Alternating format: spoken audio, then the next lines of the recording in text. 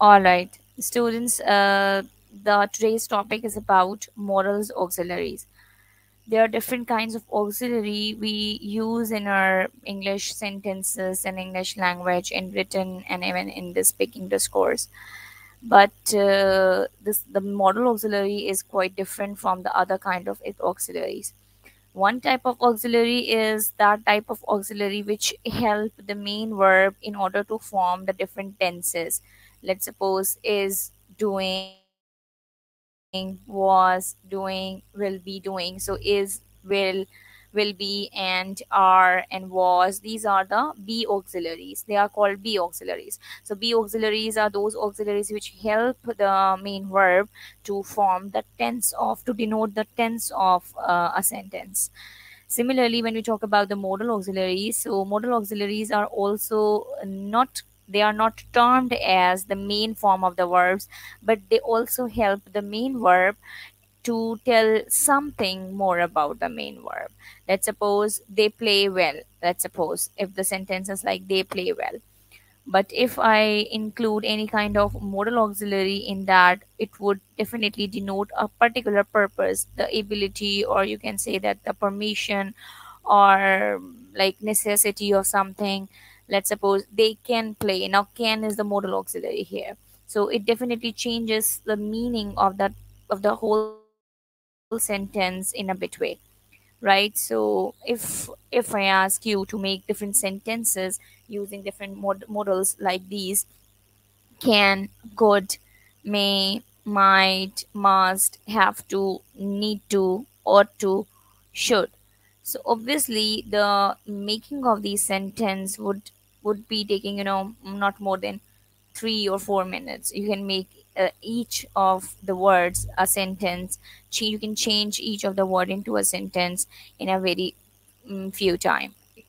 Now here's the examples of every kind of modal auxiliary which we discussed in the previous slide.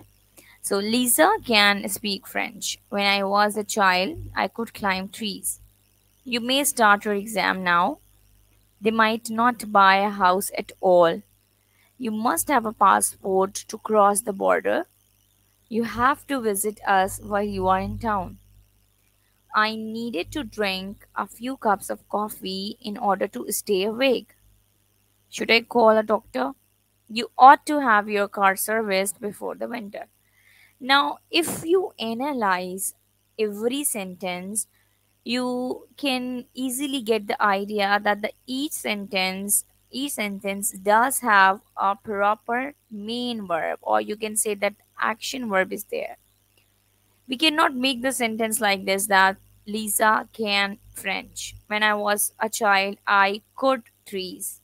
You may your exam now. Obviously, these sentences do require a particular verb in it.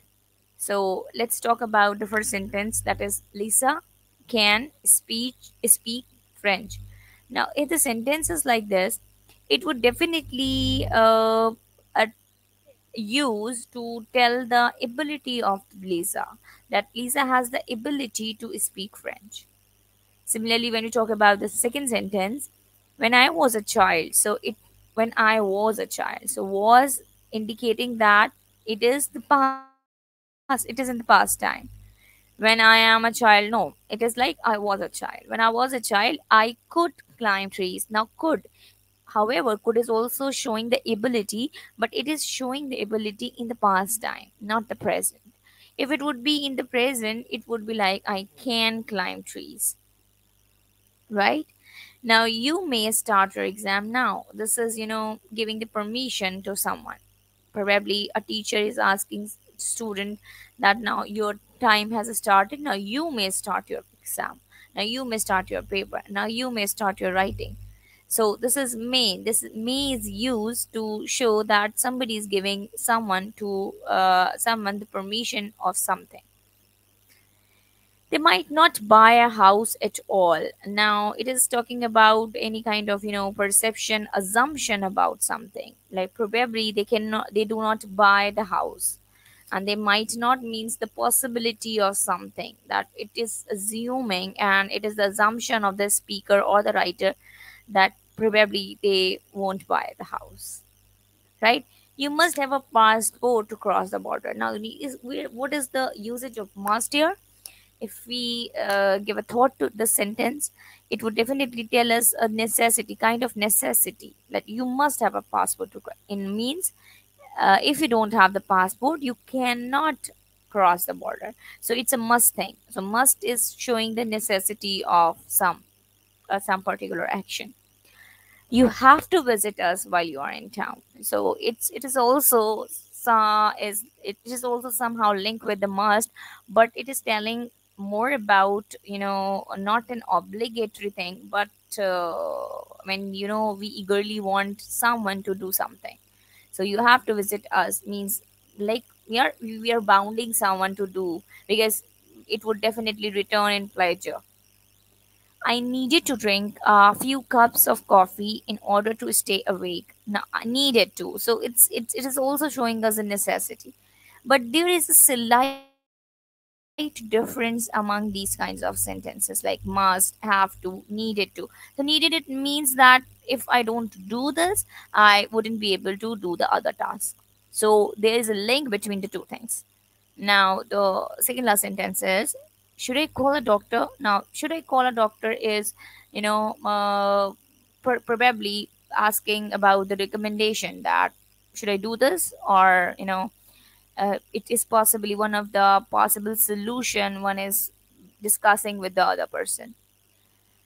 Now, the last sentence is, you ought to have your car serviced before the winter. So, it is also the recommendation by someone that you ought to have your car serviced. It is, it is kind of a good advice which somebody is giving to someone, and it has a strong link with should. Likewise, if we change ought to with that of the should, like you should have your car serviced before the winter.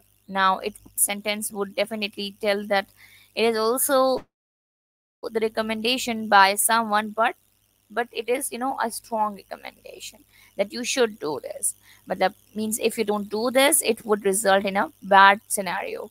But you ought to means your willing should also be incorporated with the particular action, right? Okay.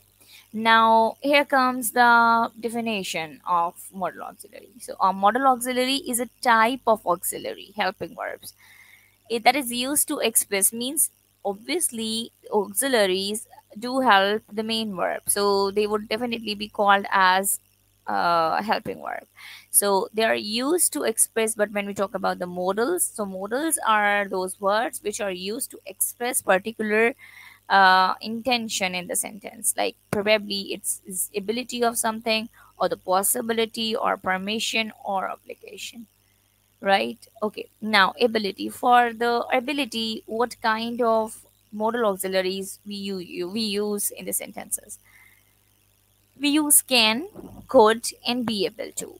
Can, could, and be able to. We use can to say when something is possible, that someone has an ability or an opportunity, means some has the ability to do this, and someone has, the favorable condition to do something.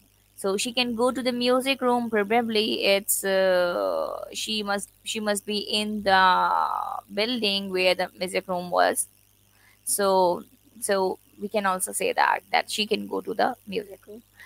The other sentence is that Natasha can play the piano. So Natasha can play the piano, it is somehow telling the ability, means the skill she actually possesses, and she can play the piano. First one is, that means opportunity, accessibility was there, that she can go to the music room. And the second sentence is showing the ability of someone. In the present tense, be able to is a little more formal and less usual than can, means most often we use can, but in rare cases we do use be able to, like is able to, are able to, am able to in present tense, because it makes the sentence, or it shows a formal tone of structuring. Emma is good with computer. She can write program. sorry, she can write programs, and it would be like that she is able to write programs. So if we use she is able to write program, it gives a formal tone. Similarly, in some structure, we always use be able to, not can. Means there are certain structures in which we cannot use can. Like, let's suppose to infinitive. It is nice to be able to go to, means go to. Now, this is to go. Able to go to the opera. Now, if the to and the first form of the verb infinitive is there, so we always use be able to, not can. It would not be like that. It is nice to can go to opera. Obviously, it could not be possible because to go with the phrase of to infinitive, we always use be able to after a modal verb. Let's suppose if the modal auxiliary is is already there in the sentence, like Mary might be, Mary maybe, Mary can be. So if the sentence like this is there in the sentence, so modals are also already there, so we use be able to, not can. So Mary might be able to help us. It would definitely be not like Mary might be can help us, right? Okay, now the present perfect. It has been quite today. So I have been able to do some work done. So I've been able to, it wouldn't be like that. I've been can get some work done, right? It's so simple. So for opportunity in the past, let's suppose we don't have the opportunity in the present, but we had the opportunity in the past. We always use could or was able to or were able to. Let's suppose obviously I had the ability to do something in the past, I would not definitely be used can for that kind of sentences.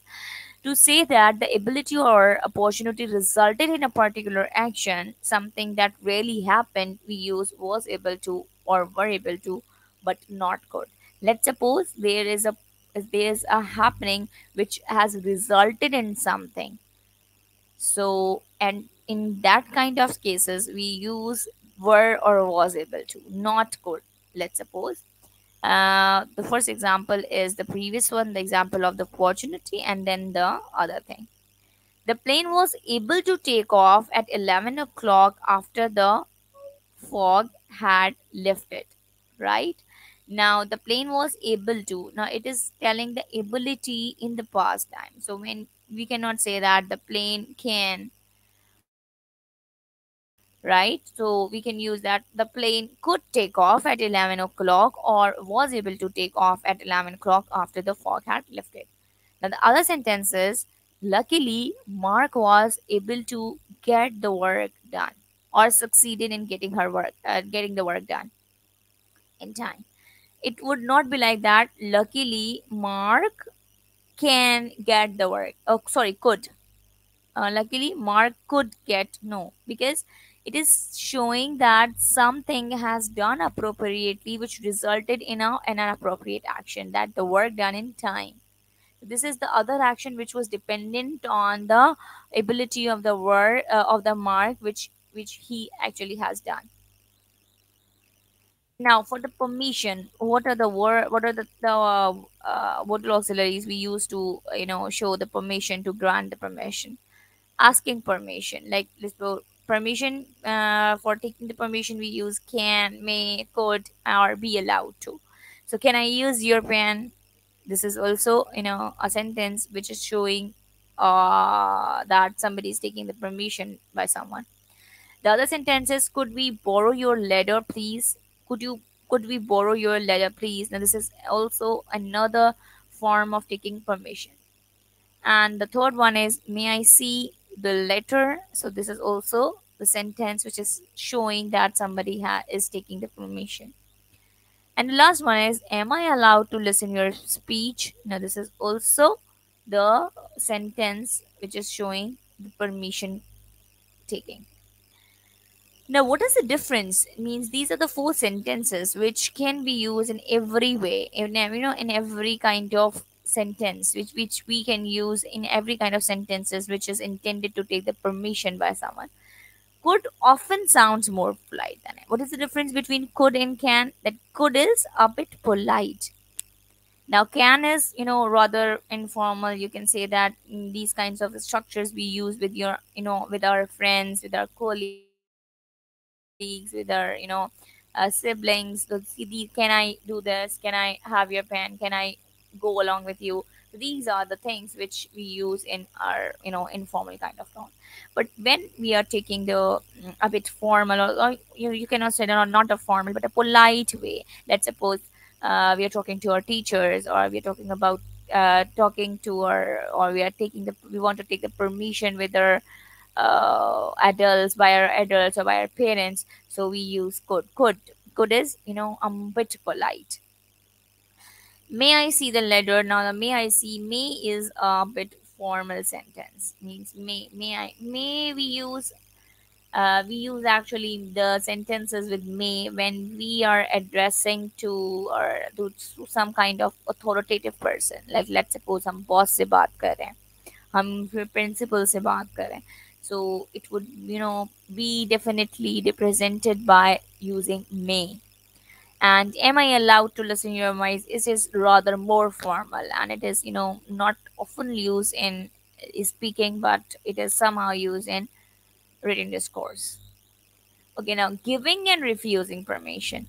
To give permission, we use can or may, but not could. Why? Because when we are granting some kind of permission to someone, so it must happen in the present. We cannot grant the permission for the past action. Obviously, somebody would ask to take the permission in the present time, not in the past time. It is so obvious. So we always used to grant and for permission in present time with that of the can or may. But we should not use could in present time. That is why could is not used to give and refuse permission. You can wait in my office if you like. Obviously, the speaker of the sentence definitely address the recipient in the very same time, in the present time. Not he was addressing to the students, he must be addressing to the student in the present time. He must not use this sentence for the past action which has already happened, because we cannot give the permission for the already happened things. Could I borrow your calculator? Now this is, the sentence. But if the answer means allowing or giving and refusing the permission, we would definitely use yes, you can borrow. I cannot say that you could borrow. Right? You may telephone from here. So may is formal and is not often used in a speech. Like you may telephone from here, you may take my pen. So in a speaking or in a speech, we don't use may.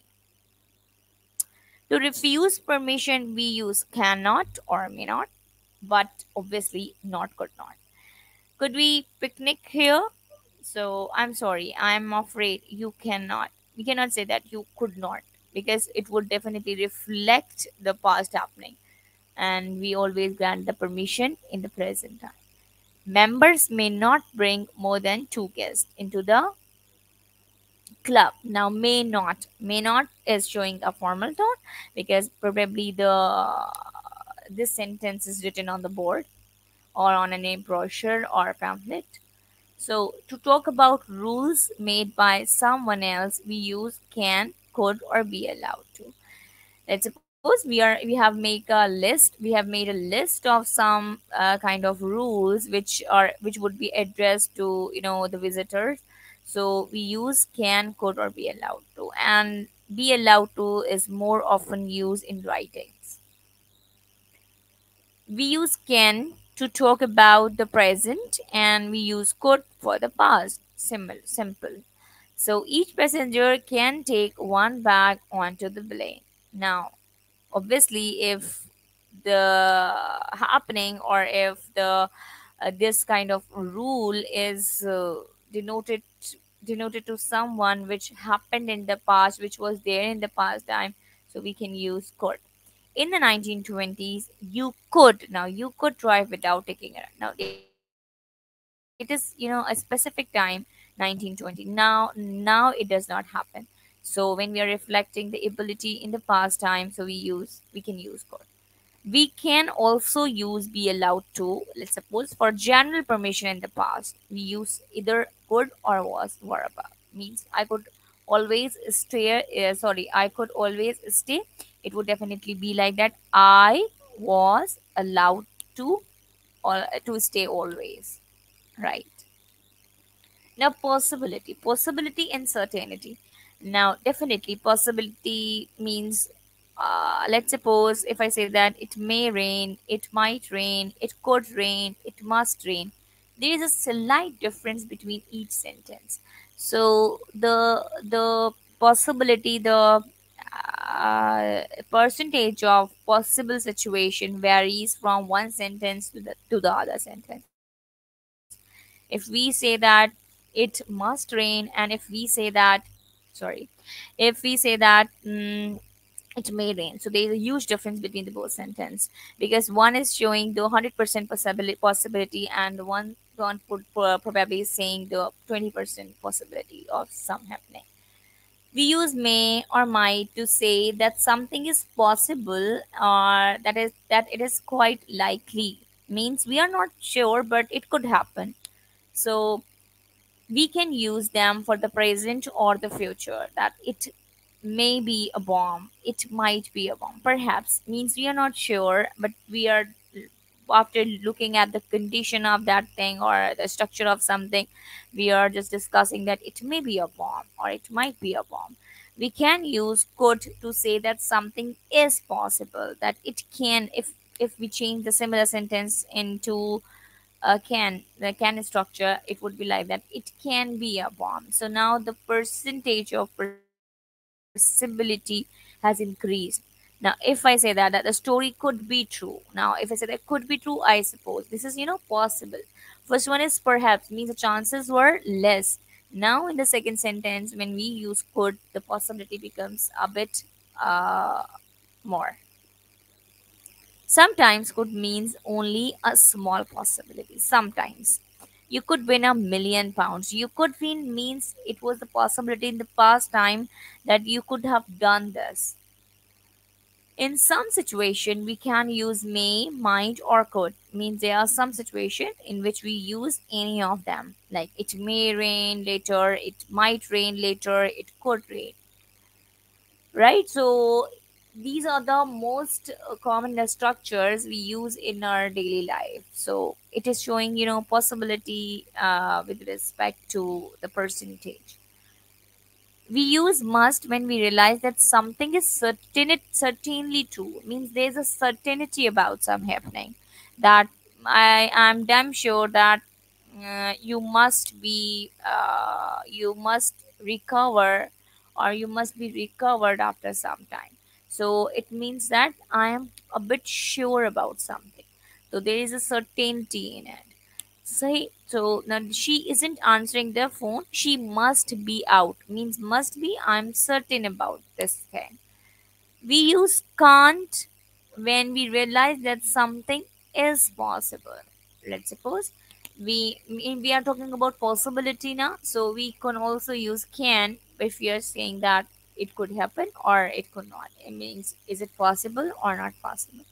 We haven't walked for far. We haven't walked far. You can't be tired yet. Means it is saying something that it could not be possible. That how would be tired in in such a short walk. So we haven't walked far. You can't be tired yet. Necessity. Now for showing the necessity of something, we use must or have to. So when we use present, past, and future, we can use the must and have to show the necessity in the present or in the past or in the future also. So we use must and have to or has to say that something is necessary. You will be leaving college soon. You must think about your future. You must think about your future. Yeah, now this must is showing that it is a necessity point to be considered before leaving the house. Now, the other thing is that Mark has to get the car repaired. There's something wrong with the brakes. Now Mark has to get the car repaired. Now if we focus on the has to, so it is showing that it is the necessity thing to be take care of before going out.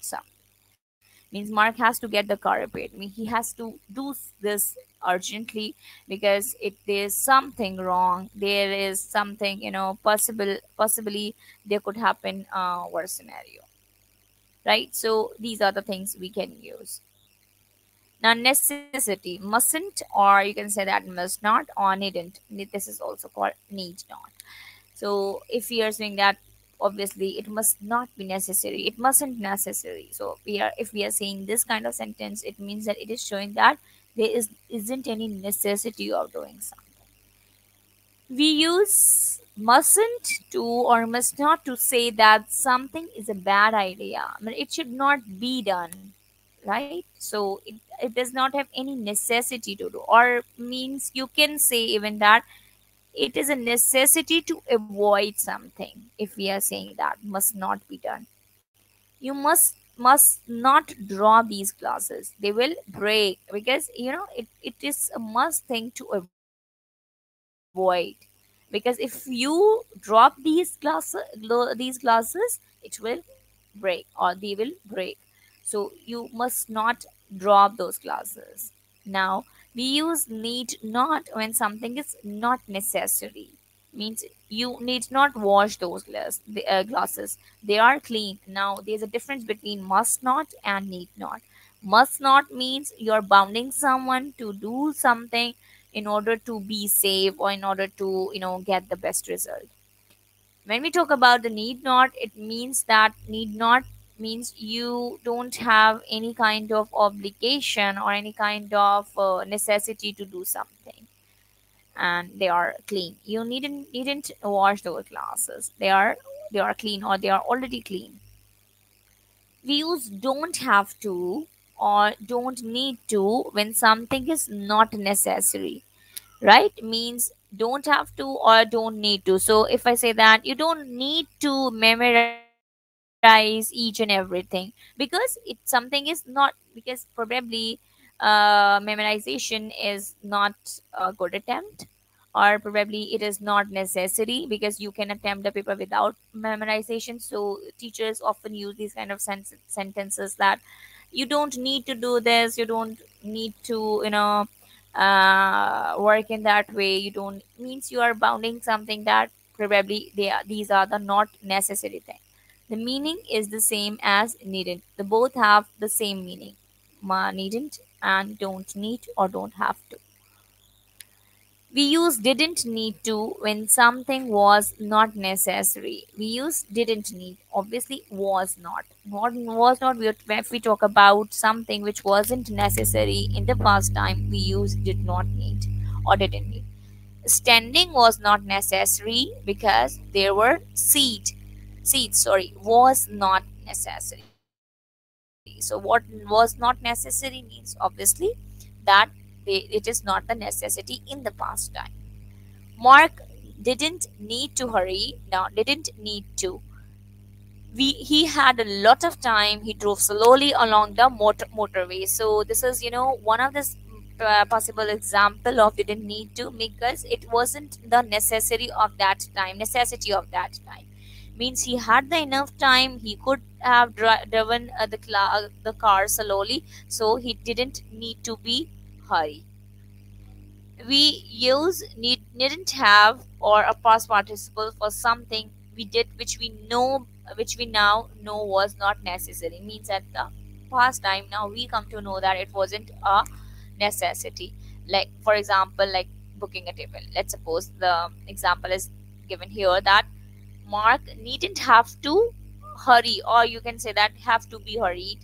Needn't have to be. Now have or a past participle. Past participle means to के साथ हमारे पास third form लगेगी, right?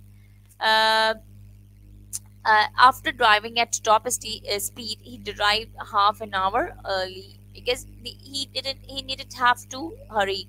Means he had to drive slow so that he could reach on time. but he actually drove fast, so he actually reached or arrived half an hour early.